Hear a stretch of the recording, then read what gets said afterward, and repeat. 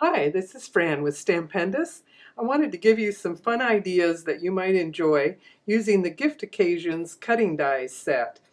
And as you can see, there's 5 pieces in the set. You can see them here on the front. And on the back, we've given you lots of other fun ideas. And we like to highlight that you can certainly make all kinds of cards with them, but they also tie in with the gift card wallet, and the birthday numbers might come in handy as well for personalizing cards and gift wallets. I wanted to explain that on the back of the packaging, we put a little sticker on here that says, "For best results, run rectangle dies through the machine the long way." And I wanted you to see that because while they do fit this way, they cut way better going any angle. I've got a magnetic plate. Going the long way, it hits the rollers in a way that cuts much cleaner cut than turning them horizontal. So run them through the long way, and that will have all the pieces coming through quite easily. I wanted to point out that the 4 designs have a 5th piece which works with all of them. And this slightly larger panel is the easiest way to simply cut that out of a contrasting color and use just the outline.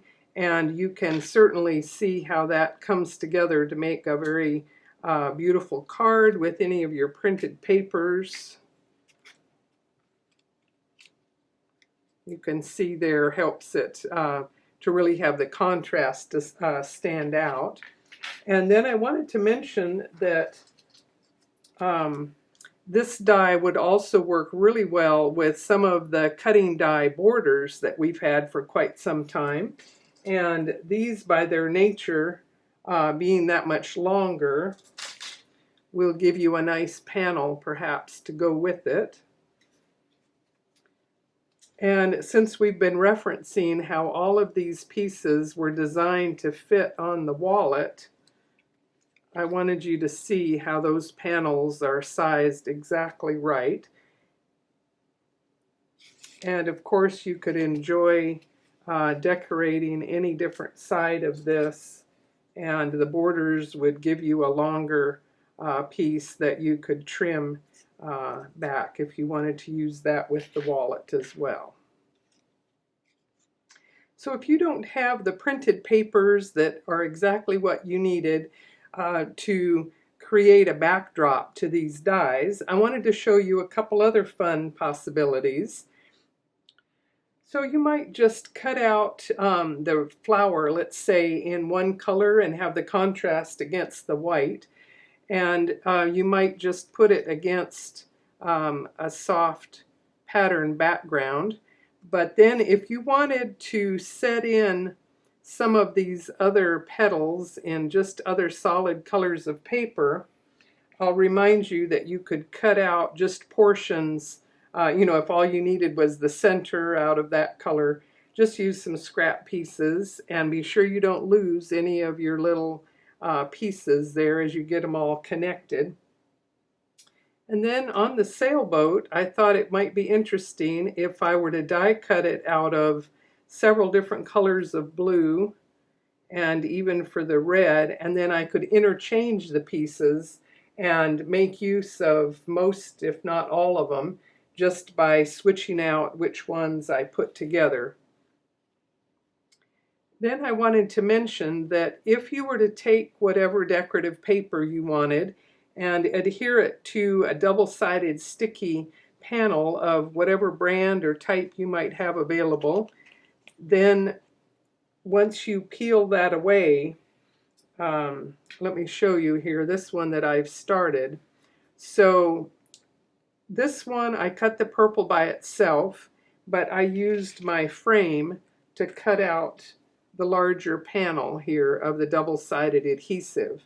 So now I've got the balloons in place as my frame, and now I can begin, let's say for example, putting in all of the background pieces, and now they will all just stick down in, and then all of these pieces will be flush to that surface on the top.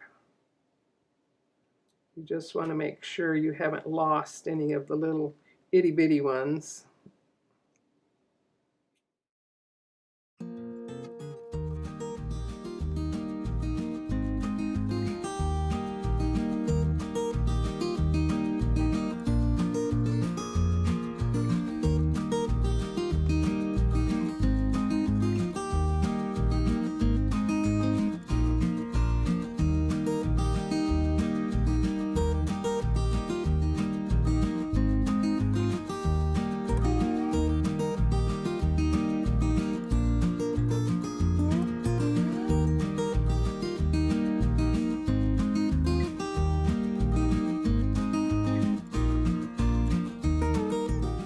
So let's do this one with the red balloon there.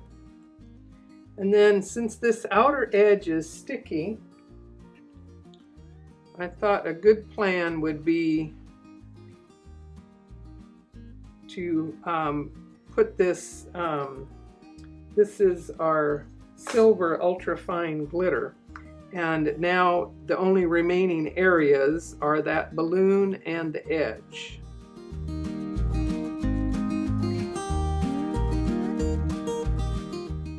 So you could do all sorts of glitter ideas that way.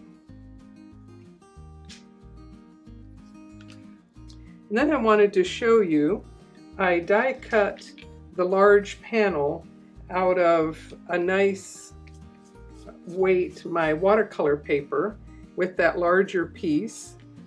And again, I can now secure this in place, and doesn't that make a nice little backdrop? And again, if I had cut the blue with some sticky back to it, that might have made it easier to put all of the pieces in place here.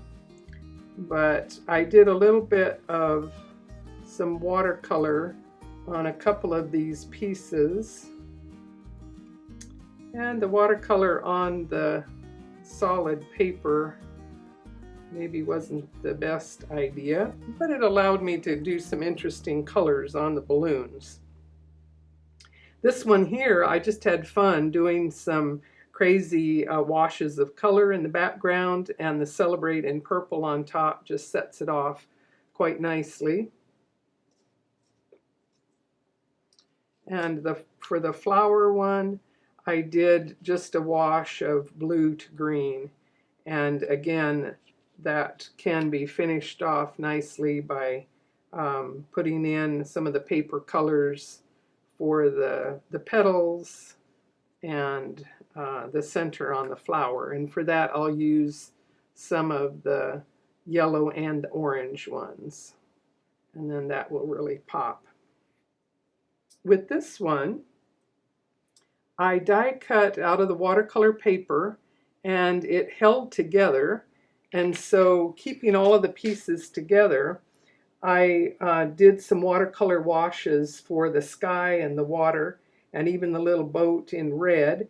And whether you did markers on paper or the watercolor washes, it lets you color in all of those little pieces from one piece of white.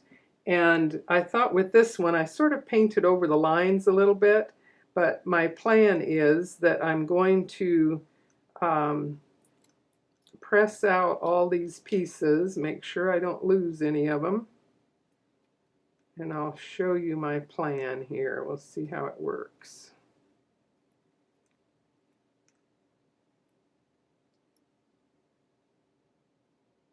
Okay, so setting those little pieces aside,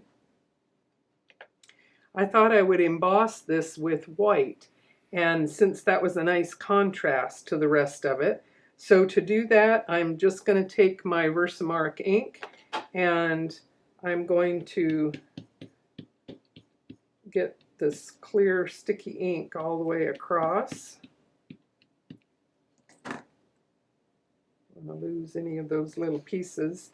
And then I'm going to dust it with detail white embossing powder, And hopefully that will cover all of the little bits of watercolor that were painted around the edges. Now with my heat tool, I'm going to carefully heat this without blowing away any of my little pieces.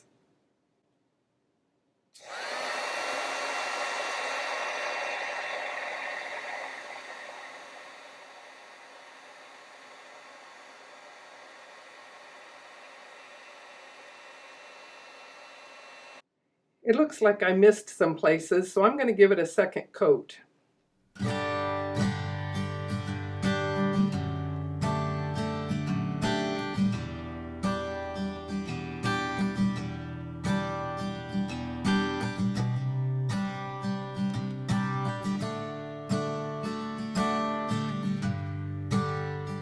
Okay, so that held it down better, and now I have a really nice thick coverage of white embossing powder that filled in all the little bits.